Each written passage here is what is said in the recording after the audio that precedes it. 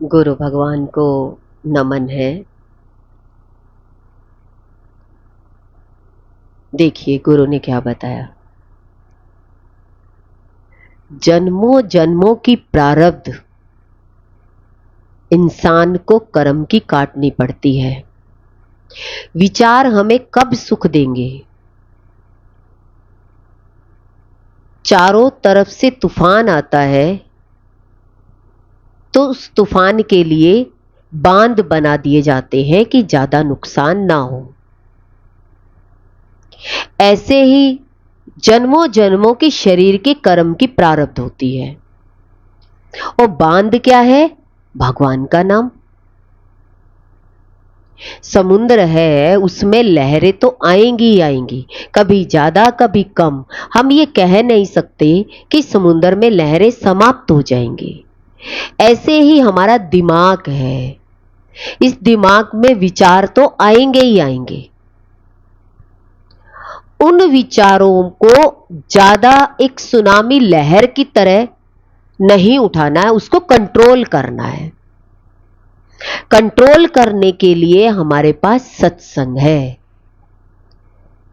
सत्संग है जो विचार माइंड में आते हैं और उन विचारों को शांत करने की कला।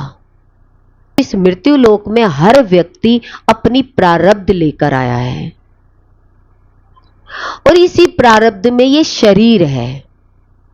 देखिए दिमाग है, दिमाग में विचार आएंगे। आंख है, आंख अच्छा भी देख सकती है, बुरा भी देख सकती है। सामने बुरा सीन आएगा तो आप क्या आंख बंद कर लोगे? बुरा सीन भी देखोगे। 3 घंटे की मूवी होती है। 3 घंटे की मूवी में बच्चे भी बैठे हैं, पेरेंट्स भी बैठे हैं और बड़े भी बैठे हैं। अब मूवी वाला ये नहीं सोचेगा कि बच्चे बैठे हैं तो ये सीन दिखाना चाहिए या नहीं दिखाना चाहिए। बड़े बैठे हैं, पेरेंट्स बैठे हैं, उनको तो एक एंजॉयमेंट से मतलब है, आनंद से मतलब है कि लोगों को जितना आनंद आएगा उतनी ही टिकट बिकेगी, हमारा मुनाफा होगा। उनका टारगेट एक मुनाफे की तरफ है कि मूवी कितनी चली, कितना फायदा हुआ। वो फायदे के लिए एक मनोरंजन का साधन बनाते हैं। ऐसे ही ये संसार है। इस संसार में व्यक्ति एक मनोरंजन के लिए कुछ भी करता है, कुछ भी करता है। ये भी 3 घंटे की मूवी है। बचपन, जवानी और बुढ़ापा। अब आपने देखना है कि मुझे रोल कैसे करना है। बताया ना कि दिमाग है तो ये सोचेगा ही। आप कहे कि मैं दिमाग को रोक दूं, ये रुक नहीं सकता। आंखें हैं, ये दिखाएंगी। आप मोबाइल को लेकर बैठेंगे तो उस मोबाइल में अच्छी चीजें भी हैं, बुरी भी हैं। पर एक टीनेजर बच्चा होगा 13, 14, उसको आप मोबाइल देंगे तो वो क्या खोलेगा? क्या खोलेगा? उसे क्या अच्छा लगेगा? आगे आने वाले समय में क्या होता है मैं वो खोल कर देखूं। 13 साल का बच्चा 19 साल की चीज देखना चाहेगा। उसे क्या अच्छा लगेगा? थोड़ा सा टाइम मुझे मिला है तो मैं ऐसी चीज खोल के देखूं जो पेरेंट्स के सामने खोलकर नहीं देख सकता। मौके का फायदा ही तो उठाएगा।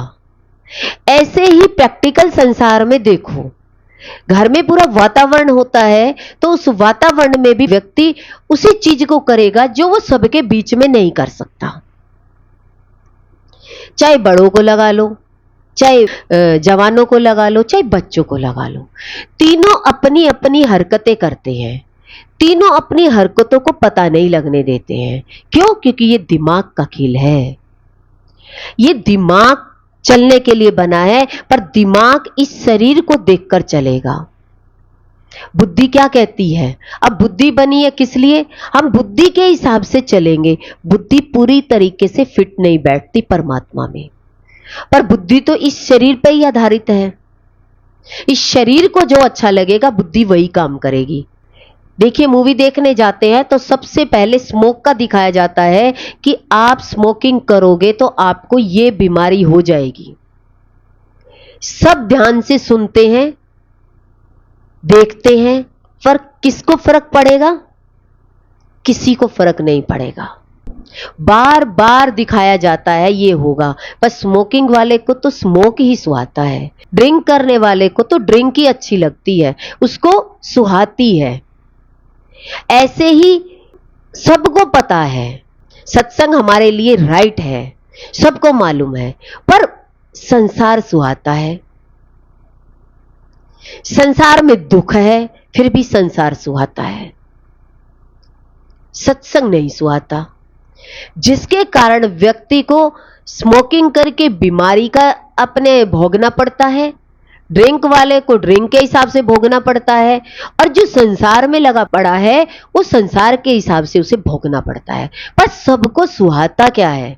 राइट और रॉन्ग सब पता है, ये गलत है, ये सही है, पर व्यक्ति गलत की तरफ जाएगा, सही की तरफ नहीं जाएगा। देखिए, लंबे अरसे से हमने संसार को बहुत दुख में देखा। अब ये तो है नहीं कि जीवन में दुख समाप्त हो जाएंगे, दिमाग तो दिखाता ही रहेगा, लहरें तो आती ही रहेंगी। उन लहरों में आपको भगवान का नाम पसंद आने लग जाए और संसार आपका छीन हो जाए, तो समझ लो लहरें आपको दुखी नहीं करेंगी, आपका नुकसान पहुंचा के नहीं जाएंगी। क्यों? क्योंकि आपने माइंड को एक्सेप्ट करना सिखा दिया है, स्वीकार करना सिखा दिया है कि इस दिमाग में तो लहरें चलती रहेंगी, पर इन लहरों से मुझे कितना मिलना है ये हमने देखना है। कितने तनाव के विचार आ रहे हैं, कितने खुशी के विचार आ रहे हैं। अब खुशी क्या है? खुशी तो भगवान में है। अब हमने सत्य की तरफ देखना है, सत्य का अनुकरण करना है। जिस व्यक्ति को यह समझ में आ गया कि सत्य ये है और सत्य की तरफ चलना है, तो वो नुकसान से बच सकता है। तो विचार उसको कितना दुख देंगे? विचार कितना दुख देंगे? थोड़ी देर के लिए। लहरें आई और अपने कोने तक आके शांत हो गई। तूफान तेजी से दिखाई देता है, पर तूफान जहां से चलता है, पर वो जब चल करके दूरी तक, जिस दूरी तक उसे जाना होता है, वहां तक वो समाप्त हो जाता है। आपको रेस लगाने के लिए बता दी जाए कि आपको वहां पहुंचना है, आप शुरुआत में कैसे दौड़ेंगे? शुरुआत में आप तेज गति से दौड़ेंगे, आपके अंदर में पूरा जोश होगा, पर जब तक आप जहां पहुंचेंगे वहां जोश खत्म हो चुका होगा। खत्म हो गया जोश, तब तक तो ठीक हो गए। घर में पेट में दर्द था, हॉस्पिटल तक गए, ठीक हो गया। ऐसे ही माइंड में विचार जो चलते हैं, तो ये विचार, अगर विचारों को आप अपने आप में मिलाएंगे तो वो लहरें दुगनी हो जाएंगी। उन विचारों को बाहर ही रहने दो, अपने अंदर में मत लेकर जाओ, तो जहां से विचार उठे हैं वही विचार एक टाइम के बाद समाप्त हो जाएंगे। आंखों का काम है देखना। अब आंखें अच्छा भी दिखाती है, बुरा भी दिखाती है। अब आप रोड पर जाओ, अब आपको किसी रास्ते से गुजरना है तो नॉनवेज की दुकान भी आएगी और वेजिटेरियन खाना भी आएगा। वेजिटेरियन खाने में तो आप क्या करेंगे? आपको खुशबू आएगी तो आप महसूस करेंगे कि यहां पर खाना अच्छा बन रहा है, सात्विक खाना बन रहा है। और एक आप नॉनवेज की दुकान से आगे से निकलोगे तो आपको क्या होगा? आप नाक को बंद कर लेंगे, अरे बड़ी गंदी बदबू आ रही है, इतनी स्मेल किसकी हो सकती है? गंदगी की हो सकती है। अब गंदगी की तो स्मेल ही है, गंदगी की है, पर नाक ने तो दोनों ही चीज का अनुभव कराया। अब आपको मालूम हो गया कि इधर से जाएंगे तो गंदगी में हमें गंदगी से निकलना होगा। दूसरा रास्ता भी है कि दूसरे रास्ते से निकलेंगे तो हम उस गंदगी से नहीं गुजरेंगे। अब ये हमने देखना है कि विचार मुझे कब सुखी करते हैं। सबसे पहले तो विचार आपको जब सुखी करेंगे जब आपको भगवान में आनंद आ जाए और संसार आपका क्षीण होता चला जाए और आपको कम भाए। आपको अब मुंह में गंदगी रखना कम अच्छा लगे। आपको गंदगी दिखाई दे जाए तो आप थूक दो। अचानक आपके मुख में मच्छर चला जाए तो आप क्या करोगे? हे भगवान, मुंह में मच्छर चला गया, इसे थूकने, उल्टी करने का मन होगा, मुंह धो के आएंगे। और जो नॉनवेज खाता होगा उसके लिए तो कितने भी मच्छर चले जाए। गोलगप्पे की दुकान के पास ऊपर लाइट है और लाइट में अनेकों मच्छर घूम रहे हैं और उस पानी में भी मच्छर तैर रहे हैं, तो व्यक्ति उस पानी के टेस्ट के चक्कर में उस मच्छर को भी खा जाएगा। क्यों? उसने जब बड़ी चीज खा रखी तो उसलिए छोटे मच्छर का उस पर कोई प्रभाव नहीं पड़ेगा, वो खा जाएगा। ऐसे ही जब हमें भगवान की आदत हो जाती है तो संसार की बातें हमें कम कम लगती है, कम दुख देकर जाती है। इसीलिए भगवान का नाम हमें लेता रहना चाहिए, क्योंकि सत्य तो यही है कि सत्संग में हमें लगे रहना चाहिए। देखिए, दिमाग तो अपना काम करेगा ना, दिमाग में तो आप जो डालोगे वही काम करेगा।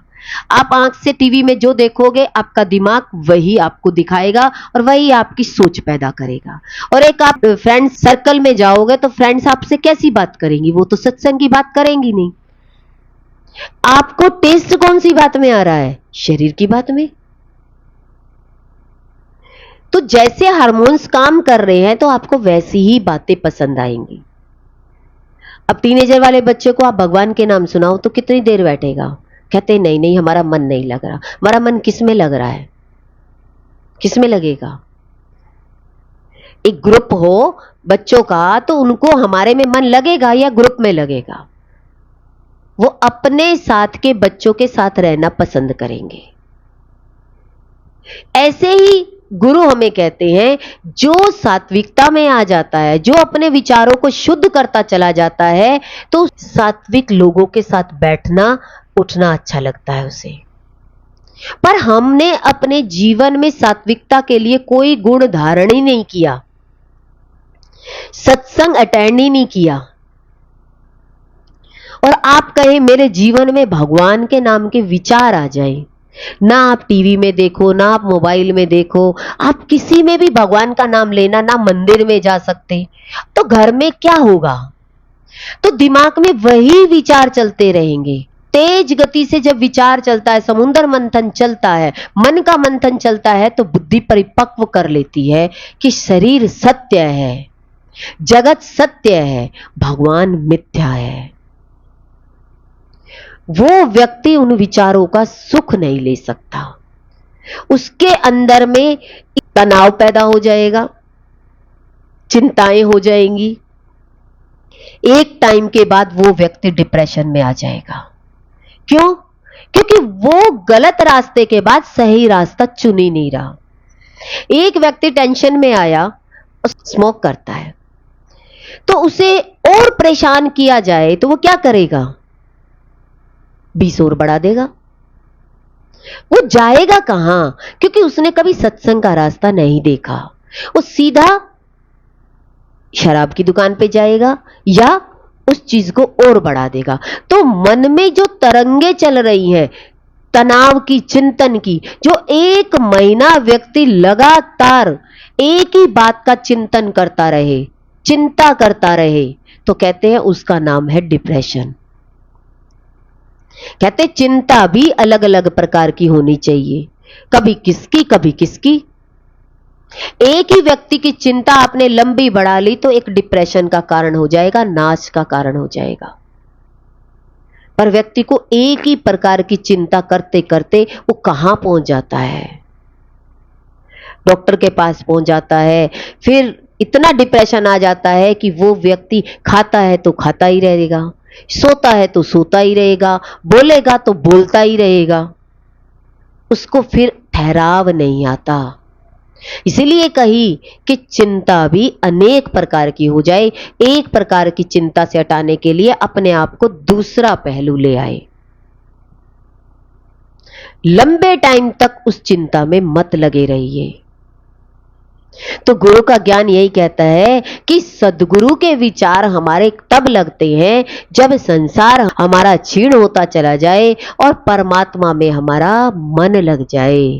अब होगा, देखिए हम रोड पर जाते हैं, बहुत ट्रैफिक है, एक व्यक्ति ट्रैफिक से बहुत परेशान हो गया, अब हो तो कुछ भी नहीं सकता, अब अपने मन के मुताबिक सोचता है कि ये ट्रैफिक कम हो जाए, खत्म हो जाए, जल्दी से खुल जाए, सोचता रहेगा तो दिमाग को और तेज गति से, होना कुछ नहीं है, फिर भी व्यक्ति सोचे जा रहा है, सोचे जा रहा है।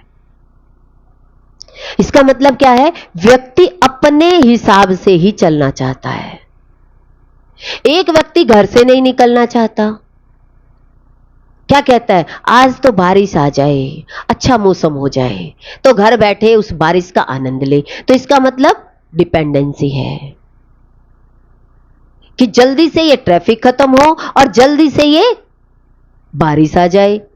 या कहीं बीच में बारिश आ गई तो हे भगवान, आज ही तो निकले थे, आज ही तो हम जीवन में इतने टाइम बाद तो हम घर से बाहर निकले हैं और आज ही बारिश आनी थी क्या? हमारा सारा मूड ऑफ हो गया। हम तो देखने गए थे ऐसी चीज, ग्रीनरी का आनंद लेने गए थे, तो वहां छाता लगाकर घूमना पड़ा, आनंद नहीं ले पाए, गए भी एक छोटी सी चीज पर दुखी हो गए। तो कहते हैं जीवन में आपके भगवान का नाम नहीं है। अब देखिए समुद्र में कितनी बार सुनने को मिलता है कि लहरें आएंगी, तूफान आएगा, तो सरकार क्या करती है? उस तूफान का इंतजाम करती है। जहां रोड पर लोग आसपास रह रहे होते हैं तो उनको उठा करके एक दूसरी तरफ कर देती है। ऐसे ही हमारे दिमाग में एक विचार अगर गलत आता है, कोई सामने से गलत करता है, तो आपके अंदर में सुनामी लहरें दौड़ने लग जाती है। क्यों? क्योंकि जो सुनी सुनाई न्यूज सुनी, लोगों की बातें सुनी, अब आपके अंदर में चिप में वो बातें पड़ी है। अगर आपने वो बातें नहीं सुनी है तो आप कहां से लाओगे वो बातें? एक व्यक्ति जीवन में पढ़ा नहीं है और आप उसके सामने इंग्लिश की बात कर दो, उसके कोई फर्क पड़ेगा? ऐसे ही न्यूज में या किसी लोगों के घर में कोई बात हुई, किसी केस की बात हुई, तो अंदर में क्या आएगा? अरे हमने उनका ये सुना था, ऐसा होता है, ऐसा होता है, ऐसा होता है, तो पूरा न्यूज़पेपर बन गया। तो इंसान ने क्या सोच लिया? ऐसे ही किसी व्यक्ति के एक थोड़ा सा फुंसी होती है और उस फुंसी से उसके कैंसर हो गया, और वैसी ही फुंसी आपको दिखाई देने लग जाए तो आप चैनल पे क्या देखोगे? अरे ऐसी होने से क्या होता है, तो आप सारी उसकी नेगेटिव और पॉजिटिव सारा निकाल लोगे। तो नेगेटिव आपके अंदर में ज्यादा भरा होगा, आपके अंदर में भगवान का नाम नहीं होगा, तो आप नेगेटिव थॉट्स को उठाएंगे। सारा पेपर कौन सा उठाएंगे? नेगेटिव। अब लाभ भी है किसी चीज से और हानि भी है। एंटीबायोटिक दवाई आप खाएंगे तो 5 दिन खानी है, 5 दिन तो आपकी बॉडी में जो बीमारी है उसको ठीक कर देगी, और 5 दिन के बाद 10 दिन में खाएंगे तो वो क्या कर देगी? उल्टा असर करने लग जाएगी। ऐसे ही भगवान कहते हैं आपको जीवन मिला है भगवान के नाम के लिए। संसार में तूफान आते रहेंगे, पर आपका तूफान जितना आए उतने तूफान से आपका मन भगवान में लीन हो जाए। महात्मा बुद्ध एक पहाड़ पर बड़ा ध्यान लगाते थे, इतना मेडिटेट होते थे कि प्रकृति उसका सहयोग करती थी। किसका सहयोग करती थी? जो भगवान के ध्यान में रहते हैं।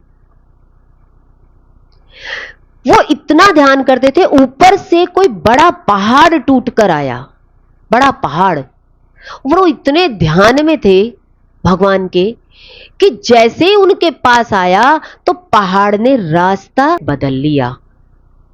पास आने से पहले दूसरी तरफ वो पत्थर गिर गया, उसको कोई नुकसान नहीं पहुंचा। गुरु भगवान हमें यही कहते हैं, कोई चिंता का विषय आ जाए तो चिंतन करने लग जाए। भगवान का चिंतन अगर गरीबी है, आपके पास बहुत पैसा आपने इकट्ठा कर लिया, तो आप गरीबी के बारे में सोचेंगे कि अब फिर गरीब हो जाएंगे हम? नहीं। कहते अब तो बहुत है, भगवान की कृपा है। ऐसे ही भगवान कहते हैं इस मृत्यु लोक में आकर के आपकी एक दिन जीवन में मृत्यु तो आएगी ही आएगी, पर छोटी छोटी लहरें समुद्र में आती रहेंगी। ऐसे ही हमारे जीवन में दिमाग में नेगेटिव विचार भी उठेंगे, पॉजिटिव भी उठेंगे। अगर हमारे जीवन में भक्ति होगी, गुरु का ज्ञान होगा, तो वो तनाव के विचार चिंतन में बदल जाएंगे। अब आपको ही अपने अंदर में चेक करना है, मेरे जीवन में सत्य कितना है और झूठ कितना है। देखिए, बच्चा पढ़ेगा तो बच्चे को पता है मैं कितना पढ़ा हूं, तो उसे एग्जाम देते हुए डर लग रहा है या आराम से दे रहा है। पर उस बच्चे के अनुभव से यह पता लग जाए ये बच्चा पढ़कर आया है, ये उधर उधर नहीं झांक रहा, इसको किसी में झांकने की जरूरत नहीं है। सही मायने में अपने माइंड को स्टेबल रखना। तो देखिए, सभी प्रकार के व्यक्ति मिलते हैं जीवन में। एक व्यक्ति कहेगा भगवान से कुछ नहीं होता, एक कहता भगवान से सब कुछ होता है। और प्रैक्टिकल भी आप जीवन में देखते हैं, भगवान से संतों का जीवन देखिए, कुछ नहीं है जीवन में और सब कुछ लिए बैठे हैं। और संसारी के पास सब कुछ है, फिर भी बह खाई बैठे हैं।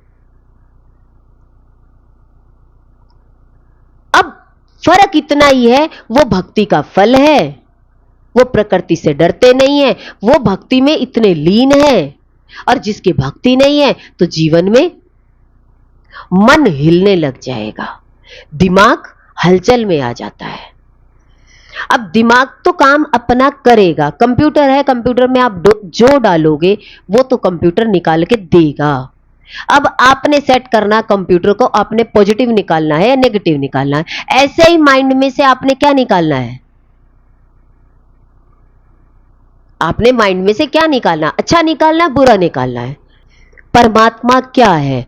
एक पावरफुल शक्ति, एक पावर। आपके पास एक पावर है, कौन सी? एक तो गुरु की पावर होती है और एक अपने मनमानी भक्ति करता है। अब दोनों में, अब एक पावर से जुड़ा है तो उसकी भक्ति क्या होगी? गुरु की पावर मिल गई तो उसने भक्ति को तीव्र गति से बढ़ा लिया। एक व्यक्ति सोचता है मैं घर में ही मुझे कोई मंत्र बता दे मैं भी कर लूं, कहते जन्मों पे जन्म लग जाएंगे। अब पावर, आपको अंदर में कोई शक्ति प्रकट हो तो उस शक्ति को संभालने के लिए ताकत भी तो चाहिए। अब आपके अंदर में संभालने की ताकत है नहीं, और क्या कर रहे हैं? बड़ी ताकत अपने हाथ में लेना चाह रहे हो, भगवान की ताकत अपने हाथ में लेना चाह रहे हो। तो भगवान की ताकत आपके हाथ में ऐसे ही आ जाएगी। भगवान की ताकत भगवान की भक्ति से आती है। शक्ति हमेशा भक्ति से मिलेगी, बिना भक्ति के शक्ति नहीं मिलती है। पर व्यक्ति भक्ति कितनी करता है? करता कितना है? कहते टाइम ही नहीं है। किसके लिए टाइम नहीं है? भक्ति के लिए टाइम नहीं है। तो हमें भक्ति के लिए समय निकालना है कि परमात्मा की पावर मुझे मिल जाए तो संसार मेरा सहज हो जाए। तो संसार कम और भगवान की भक्ति ज्यादा, तो कहते हैं ये विचार आपको सुख देने लग जाएंगे, दुख नहीं देंगे। नहीं तो एक विचार आपको बहुत बड़ा दुख दे सकता है। बताया ना कि छोटी सी फुंसी हो जाए तो बहुत बड़ा रोग, नासूर पैदा हो सकता है, कैंसर हो सकता है। सुनते हैं, देखते हैं, कुछ नहीं हुआ और इतना बड़ा रिजल्ट, टेस्ट कराते ही इतना बड़ा रिजल्ट आ गया। क्या करोगे? इलाज ही तो कर सकते हो, इलाज ही तो सहज है। आप 100 डॉक्टरों के पास भागोगे, इलाज करोगे, ये तो नहीं कहोगे कि इसको कैंसर में मार दिया जाए। इलाज किया जाता है। ऐसे ही भगवान कहते हैं कि संसार में परहेज किया जाता है भगवान के लिए। भगवान के लिए आपको संसार में थोड़ा सा परहेज करना पड़ेगा। कहते हैं ना, इलाज से परहेज अच्छा। परहेज करो मत। अब डॉक्टर बता दे कि आपको खटाई मिठाई नहीं खानी, इससे आपको नुकसान पहुंचेगा। अब नुकसान से बचोगे या खाते रहोगे? आप बचोगे, खाते तो नहीं रहेंगे ना। ऐसे ही जीवन में हमने देखना है कि हम क्या करें। कि हमें अपने आप में सुखी होना है तो सबसे पहले भक्ति में लगिए, सत्संग में लगिए। सत्संग एक ऐसा रास्ता है कि जो भगवान की पावर मिलती है, गुरु की पावर मिलती है। बिना गुरु की पावर के हमारा एक केंद्र भी एक्टिव नहीं हो सकता। हर केंद्र में शक्ति भरी है। अब दिमाग आपका अस्त व्यस्त है और अस्त व्यस्त व्यक्ति के पास कोई अच्छी चीज दे दी जाए तो कोई क्या वो संभाल पाएगा? मन डिप्रेशन में हो और संसार आपको बहुत मिल रहा है, आपको संसार संभालना नहीं आ रहा, तो क्या होगा? खराब हो जाएगा। दिमाग उस संसार को खराब कर देगा। इसीलिए कहा दिमाग के लिए सत्संग चाहिए। अब मां बाप पढ़े लिखे ना हो तो क्या बच्चे को नहीं पढ़ाओगे? मां बाप पढ़े लिखे ना हो तो बच्चों को पढ़ाओगे, और बच्चे पढ़ेंगे तो क्या बनेंगे? अफसर बनेंगे। ऐसे ही जीवन में जब हम भक्ति करेंगे, जिस प्रकार बच्चे की पढ़ाई बच्चे के ही काम आएगी, मां बाप के काम नहीं आती।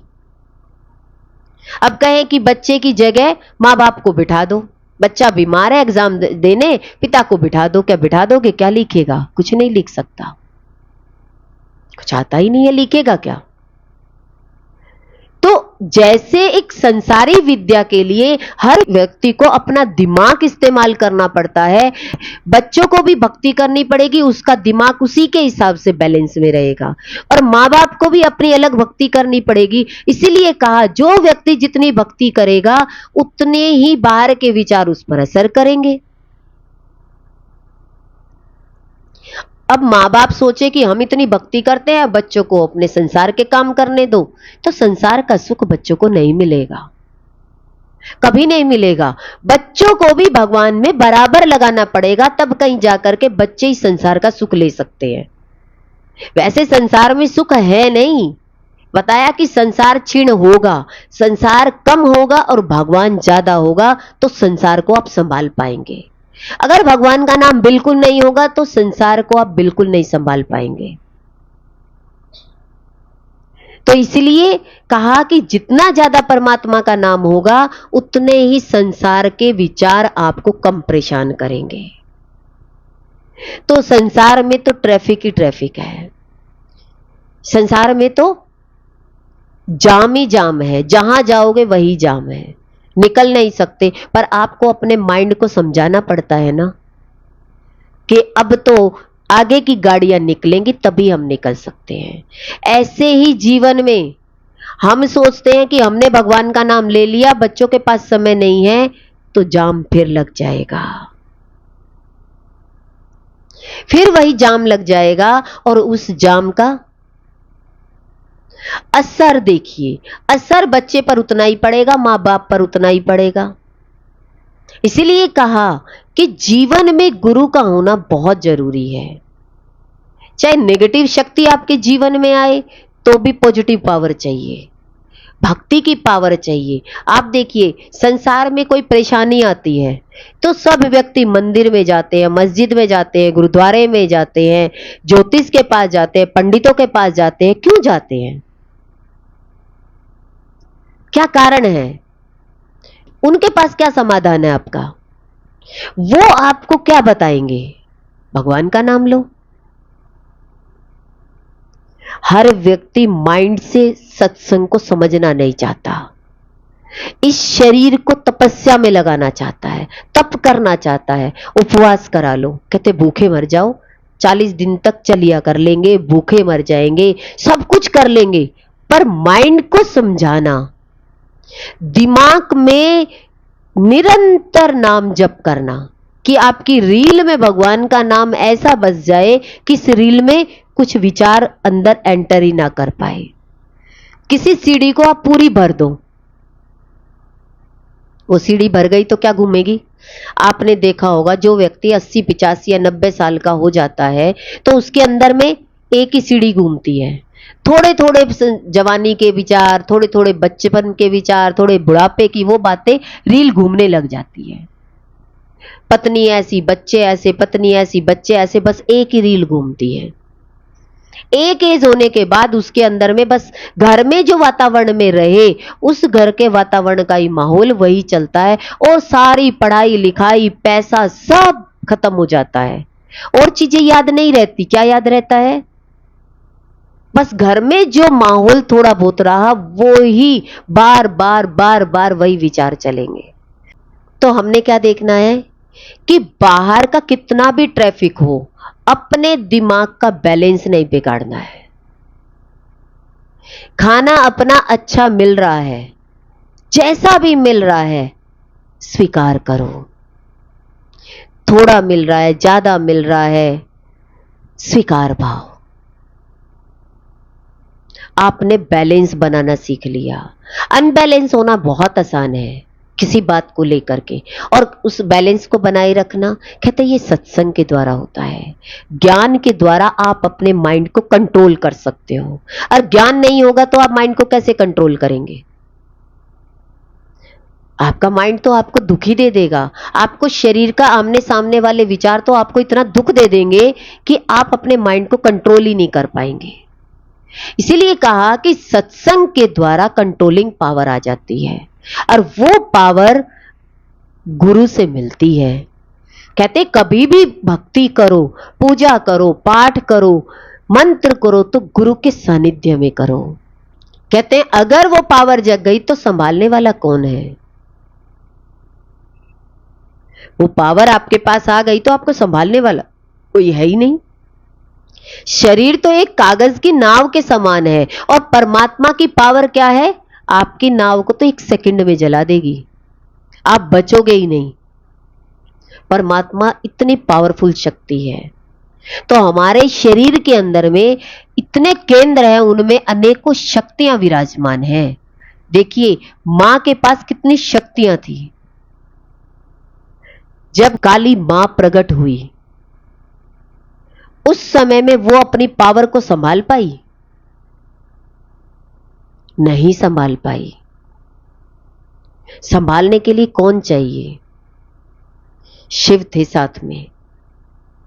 हम अपने आप घर में भक्ति प्रकट कर ले, हमें संभालने वाला कौन है? घर में कोई उस भक्ति के बारे में जानता ही नहीं है। हम अपने आप से उस पूजा पाठ में लगना चाहते हैं कि हमें भी वो फायदा हो जाए। नहीं, जो फायदा होगा हमें गुरु की भक्ति से होगा। इसीलिए जब भी हम भक्ति करें तो गुरु के सानिध्य में करें।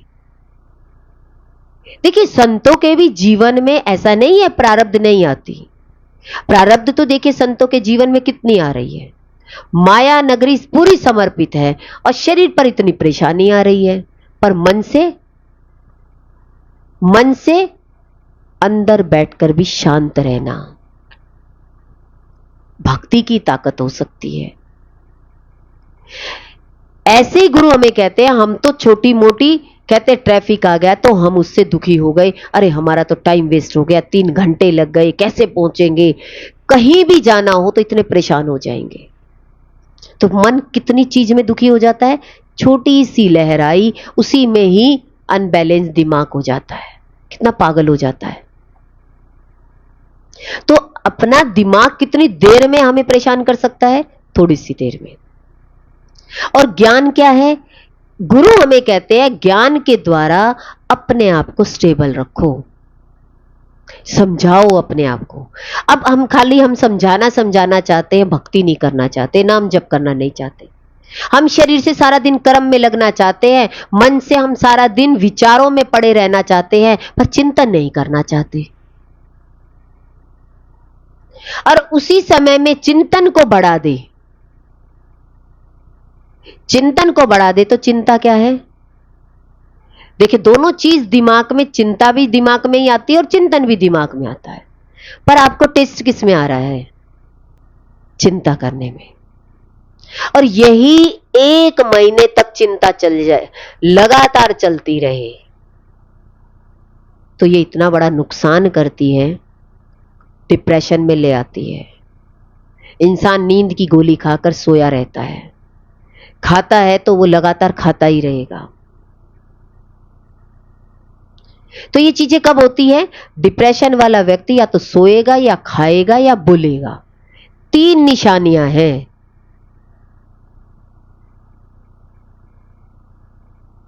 और इन 3 निशानियों के शिकार सभी हैं। किसके कारण? सत्संग में मन नहीं लगता। सब चीज करने में मन लगता है, सत्संग में नहीं लगता। पढ़ने में मन नहीं लगता बच्चे का, खिला लो उसको, बात करवा लो, स्कूल में भेज दो, स्कूल में भी खूब अच्छे से खेलेंगे। पर किताब उठा करके, बुक रख करके पढ़ाई करानी बच्चे को बहुत मुश्किल है। ऐसे ही अपने ऊपर देख लो, सत्संग सुनना बहुत मुश्किल है और सारे काम कर लेंगे। दिन रात आप मेहनत कर सकते हो, दिन रात आपको कोई थकान नहीं हो सकती। सारी चीजों का इंतजाम कर सकते हो, आप बड़े से बड़े काम कर सकते हो। बड़े पंडाल का काम दिया जाए तो बड़े पंडाल का काम कर सकते हो, पर कहा जाए कि पंडाल का काम छोड़ करके सत्संग में बैठ जाओ तो कितनी देर बैठेगा इंसान? कभी सिर में दर्द हो गया, कभी पैर में दर्द हो गया, कोई घर में बीमार हो गया, कुछ भी। सबसे बड़ा बोझ किसका लगता है? इसका मतलब हमारे अंदर में विचारों का बोझ, नेगेटिव विचारों का बोझ होता है, पॉजिटिव विचारों का बोझ होता ही नहीं है। हल्का होता है तो वो अपने दिमाग पर असर नहीं डालता, हल्का ही रहता है। उसके ऊपर गठड़ी रख दो सिर पर, वो तुरंत उल्टी कर देगा। देखिए, एक गधे की उपमा एक ज्ञानी से दी गई है। कहते हैं वो इतना अड़ियल होता है कि वो जहां खड़ा हो गया ना वहीं खड़ा है, बीच में खड़ा हो गया तो गाड़ी वाले को साइड से निकलना पड़ेगा। ऐसे ही ज्ञानी होता है। मानसिकता से अगर भगवान के विचारों में लग गया, समझ लिया, तो वो ज्ञान से इधर उधर नहीं होता, वो पढ़ा लिखा हो जाता है। वो अनपढ़ता वो शरीर के आधार पर नहीं जीता, वो मन को ज्ञान के हिसाब से लेकर चलता है। क्योंकि मन और बुद्धि गेम खेलती है शरीर के साथ, पर शरीर हम है ही नहीं। तो बुद्धि डराने लग जाती है, मन डराने लग जाता है, तो क्या हो गया? चिंता अपने आप आ गई। और वही चिंता आपको क्या करेगी? घबराहट पैदा कर देगी, आपको गिरा देगी। पर विचार तो अंदर है ना। गुरु हमें कहते हैं इनको, इस दिमाग में अगर भगवान के विचार भर दो तो बाहर के विचार अपने आप कम हो जाएंगे। बाहर के विचार, अब यहां ठसाठस अगर होल भरा हो और सीढ़ियों में कोई आ रहा हो तो वो अंदर आ पाएगा? ऐसे ही हमारे मन में भगवान के विचार चल रहे हो तो संसार के विचार एंटर कर सकते हैं? नहीं। पर एंट्री किसको दे रखी है हमने? एंट्री किसको दे रखी है? अभी कोई थोड़ा सा कुछ बोल जाए, वो आपके डायरेक्ट सीधा अंदर जाएगा। तो जहां विवेक खुलता है वहां पर गलत एंट्री दे दी और वो गलत विचार अंदर चला गया, अच्छे विचार बाहर रह गए। तो अच्छे विचार अंदर एंटर क्यों नहीं हो सकते? क्योंकि अच्छी जगह तो बोर्ड क्या लगा रखा है? बुरे काम के लिए, बुरे विचार के लिए एंटर है, और अच्छे विचार बाहर है। और गुरु हमें क्या कहते हैं? ये विवेक का जो रास्ता है, ये बोर्ड बदल दो। यहां पर क्या लिख दो कि यहां अच्छे विचारों को जाने का रास्ता है, बुरे विचारों की एंट्री बंद है। तो धीरे धीरे जब बुद्धि से इस्तेमाल करोगे, विचार इस्तेमाल करोगे, तो आपकी बुद्धि अच्छे विचारों को अंदर जाने देगी और बुरे विचारों को बाहर ही कर देगी। तो ज्ञान से क्या समझ में आता है? पढ़ा लिखा व्यक्ति, भक्ति में पढ़ा लिखा व्यक्ति चल सकता है। पढ़ा लिखा व्यक्ति ज्ञानी, ज्ञान हो, अपना बैलेंस बनाए रखे। कान है, सुनने के लिए मिले हैं। अब आपके आगे कोई बुराई कर रहा है, तो आपको अपने कान को खुद उठा के लेके जाना पड़ेगा या कान काट के फेंक दोगे, या कानों में जाने दोगे? जाने दोगे तो फिर कभी न कभी दिमाग में फिर आएंगे, फिर दिमाग में घूमेंगे। और आपने कान के आगे नो एंट्री का बोर्ड लगा दिया कि ये बातें करनी ही नहीं है, फिर वो बातें अंदर नहीं जाएगी तो दिमाग भी काम नहीं करेगा। तो इसका मतलब जो बच्चे पढ़े तो वो दिमाग परिपक्व हुआ पढ़ने से, क्या परिपक्व हुआ? दिमाग स्ट्रोंग हो गया पढ़ने से। वो बच्चा एक अनपढ़ व्यक्ति है, देखिए वो कहीं जाता है तो ना उसे पढ़ना आता, वो पूछ के कहां जाएगा, कितना पूछेगा, और कितने लोग बताएंगे? 10 लोग बता देंगे, 11वां बताएगा ही नहीं, गलत बता देगा, गलत चला जाएगा। और पढ़ा लिखा होगा तो क्या करेगा? किसी से पूछने की जरूरत नहीं है, अपने बोर्ड पे पढ़ा, यहां से ये रास्ता जाता है और निकल गया। ऐसे ही जब हमें सत्संग समझ में आ जाता है तो हमें कौन सी बातें करनी चाहिए और कौन सी नहीं करनी चाहिए। हर एक व्यक्ति को हर एक विचारों पर छोड़ देना चाहिए, जिसके जो विचार है उसको उस विचारों पर छोड़ देना चाहिए। उसके विचारों में अगर हम एंटर करेंगे तो क्या होगा? हमारा नुकसान होगा। और समझता हो उसे समझाना चाहिए, नहीं समझता हो उससे हट जाना चाहिए। तो गुरु हमें सत्संग से यही बताना चाहते हैं कि विचार हमें कब सुख दे सकते हैं। पहला तो संसार कम और भगवान ज्यादा। दूसरा है सद्गुरु का बताए मार्ग पर चलना सुहाता है। गुरु जो मार्ग बताता है उसमें हमें उस पर चलना अच्छा लगने लगा।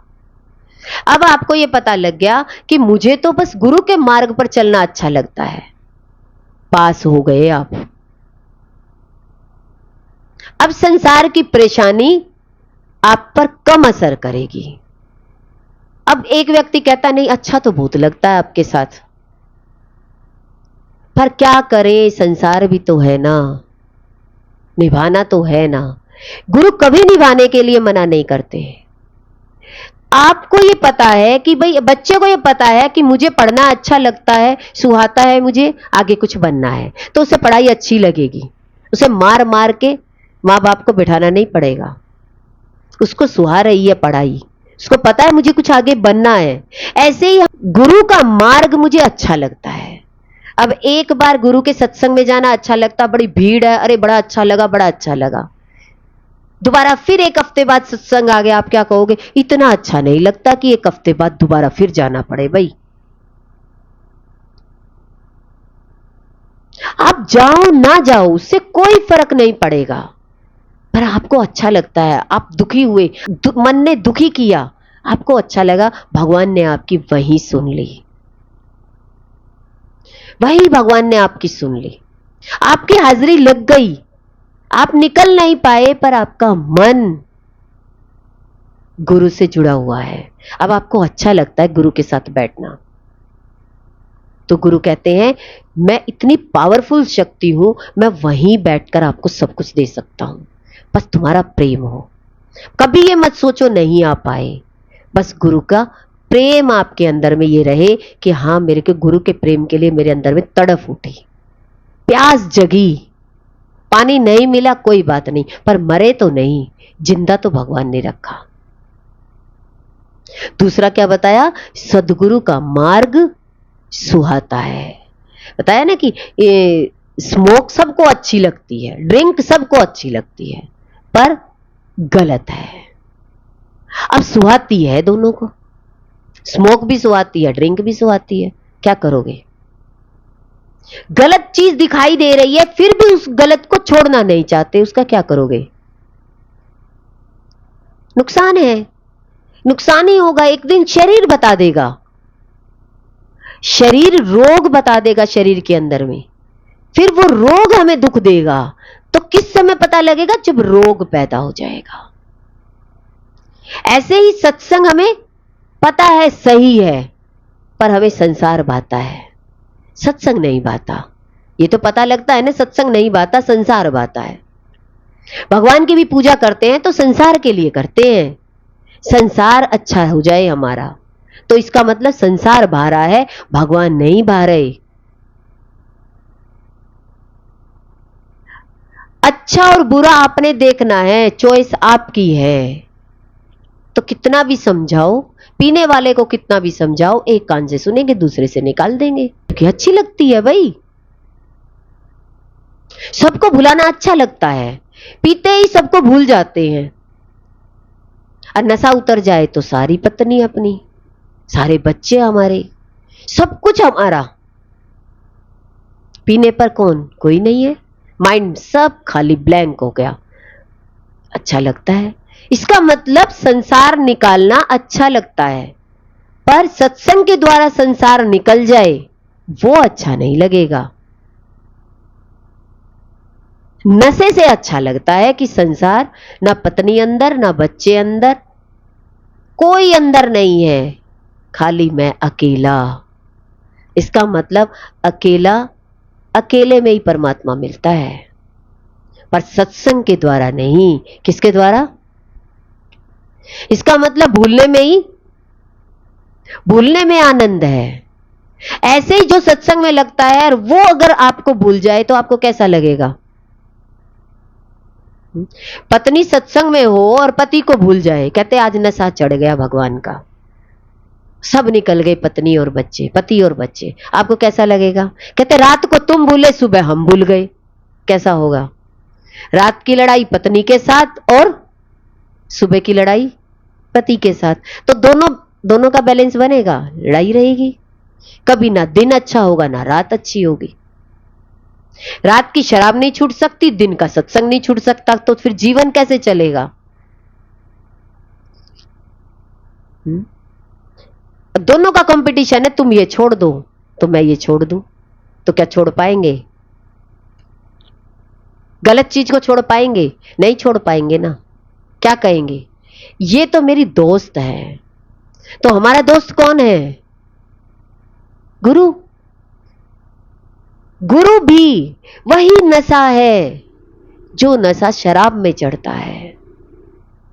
नशा ऐसा है गुरुवर का जो उतारे उतरता नहीं है। एक बार ये नशा चढ़ जाए फिर कोई उतार नहीं सकता।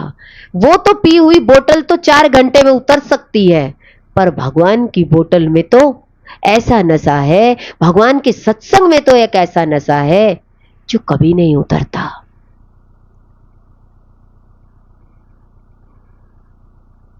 एक बार चढ़ जाए बस, ये खुमारी ऐसी है जो एक बार चढ़ जाए।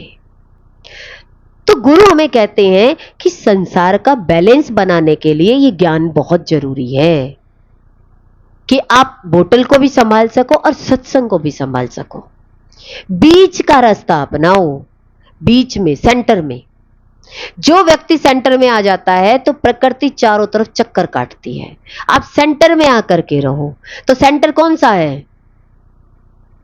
गुरु का सत्संग क्या है? सेंटर है ये। सेंटर में जो आ गया वो बच गया, और नहीं तो सेंटर के चारों तरफ तो क्या होगा? ये संसार का चक्र, काल चक्र चल रहा है। तो क्या कहना है हमें? हम अपने सेंटर में जा रहे हैं। कहां जा रहे हैं? और यहां सेंटर में संकल्प नहीं हुआ तो किसके चक्कर काटोगे? संसार के। और संसार क्या है? रात उसकी तो दिन आपका। तो दिन रात तो कभी एक हो नहीं सकते। तो माइंड में ये सोचो कि गलत तो गलत है, पहले गलत को हम छोड़े, और सही क्या है, सत्य क्या है? भगवान का सत्संग। अब सत्य बड़ा है या झूठ बड़ा है? बड़ा तो सत्य ही रहेगा, झूठ कभी बड़ा नहीं हो सकता। गलत गलत है, गलत चीज गलत है, उसको हम गलत ही कहेंगे, पर हमें कब समझ में आएगी ये चीज गलत है? जब अपना नुकसान हो जाता है। इंसान का जब बहुत बड़ा नुकसान हो जाता है, जब शरीर पे बहुत बड़ी बीमारी आ जाती है, तो कहते हैं अब डॉक्टर ने कह दिया कि अब मरने के दिन नजदीक हैं, तो व्यक्ति क्या कहेगा? आज मैं सब कुछ छोड़ सकता हूं। ऐसे ही संसार में हमारी बड़ी बड़ी आपदाएं आती हैं तो हम उस बड़ी आपदाओं को देख सके साक्षी भाव से, तो उसके लिए हमें भक्ति चाहिए, भगवान का नाम चाहिए, सेंटर में आना चाहिए। और जितने लोग सेंटर में आते हैं तो कहते हैं उनका संकल्प ही सेंटर का हो गया। सेंटर में हम जरूर जाएंगे, सेंटर नहीं छोड़ सकते। तो सेंटर पॉइंट क्या है? सत्संग।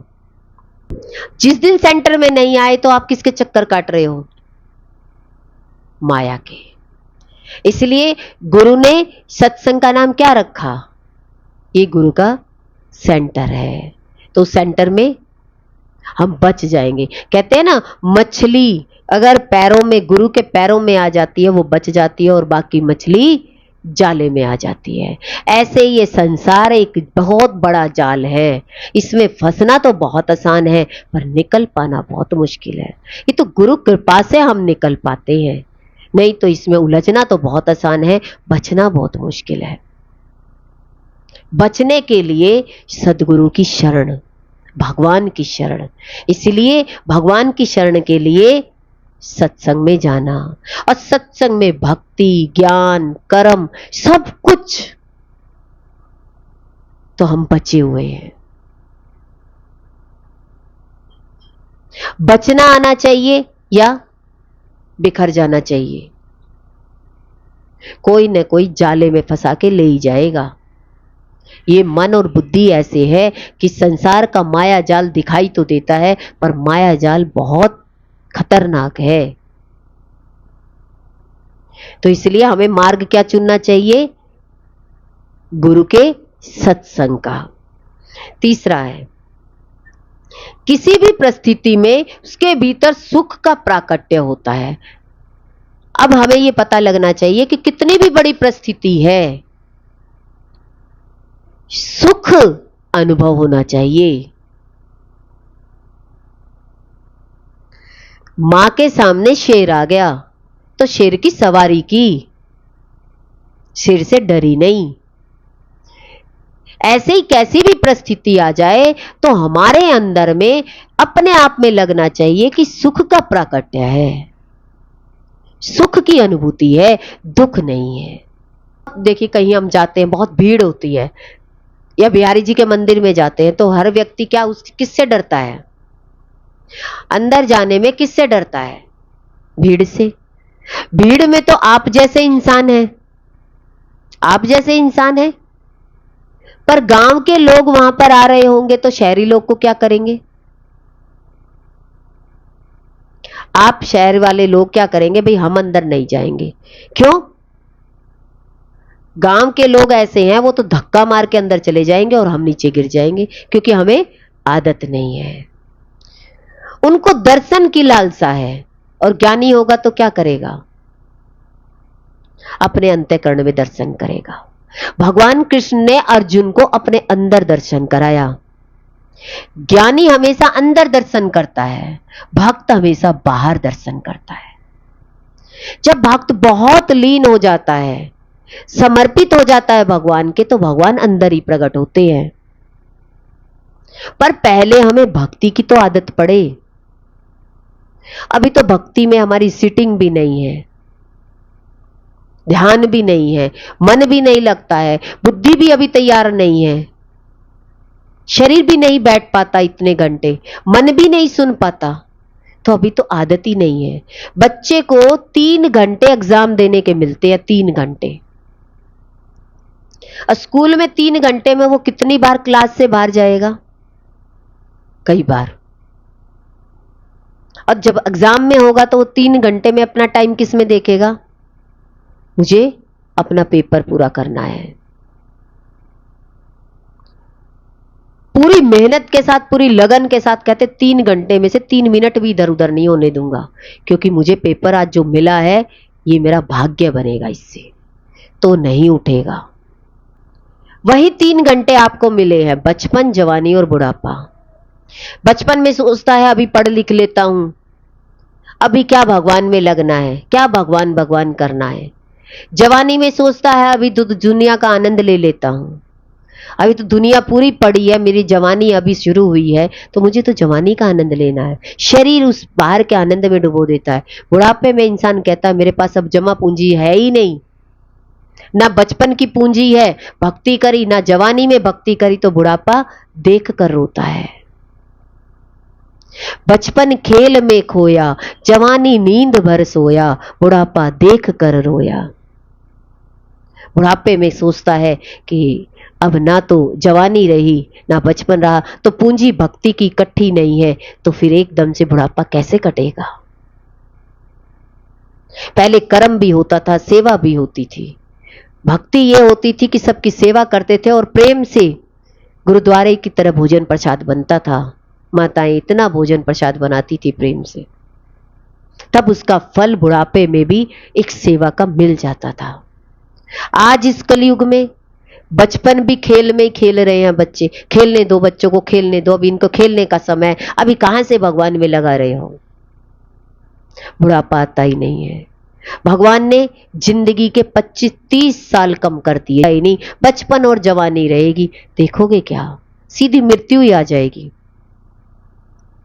जवानी एक बुढ़ापे की तरह बीतेगी, दुख में बीतेगी। कहते समय भगवान ने इतना कम कर दिया। इसीलिए गुरु हमें यही समझाना चाहते हैं, उम्र कम हो जाएगी, देखने की जरूरत ही नहीं है।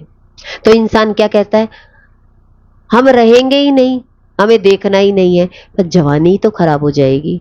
जवानी में भी सुख का आनंद नहीं ले सकते। अगर 30 कम करे हैं तो भगवान ने उस 30 में शामिल क्या कर दिया, जवानी तो ले ली आपकी। जवानी आपकी बुढ़ापे की तरह बीतेगी, दुख में निकल जाएगी। जवानी जी का पाओगे, जीवन में दुखी दुख आ जाएंगे, और उसी दुख के तनाव में इंसान जीवन को छोड़ देगा, शरीर को छोड़ देगा, या दिमाग से ब्रेन हेमरेज हो जाएगा, अटैक हो जाएगा। दो ही बीमारी है, और इन्हीं दो के लिए, दिल और दिमाग के लिए क्या चाहिए, सत्संग। जब तक दिमाग को सही ढंग से बैलेंस नहीं बना के रखोगे तो दिल में कभी प्रेम नहीं जागेगा, और जब तक दिल में प्रेम नहीं आएगा तो सत्संग ठहरेगा नहीं। सत्संग ठहराने के लिए हमें सबसे पहले सत्संग मेरे जीवन में अंदर जाए, उसके लिए मुझे गुरु की जरूरत है। बिना गुरु के आप भक्ति नहीं कर सकते। इसीलिए जब भी भक्ति करे, कोई मंत्र करे, पूजा करे, पाठ करे, गुरु के सानिध्य में। जन्मों जन्म बीत जाते हैं लोगों को घर में ही एक मूर्ति लेकर पूजा करने में, पर जब तक समझ ही नहीं है तो पूजा क्या। दिल से ही आप पूजा नहीं करोगे तो दिमाग क्या करेगा, दिमाग तो थोड़ी देर करेगा फिर छोड़ देगा। तो ज्ञान हमें सारी समझ देता है, सारी समझ देता है ज्ञान, और वही समझ हमारे जीवन को निखारती है। हम अपने जीवन में क्या लेकर आए, सबसे पहले गुरु का सानिध्य है, और गुरु का सानिध्य जिसको मिल गया तो सत्संग तो मिल ही गया।